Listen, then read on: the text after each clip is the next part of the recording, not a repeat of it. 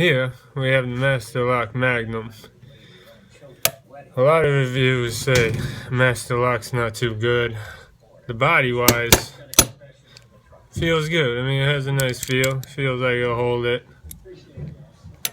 But anyone who knows anything about locks, it's all about this core right here.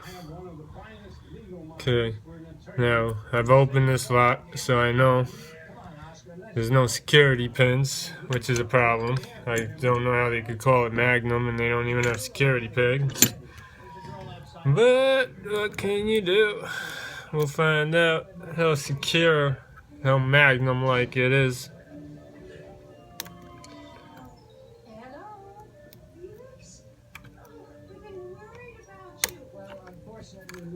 And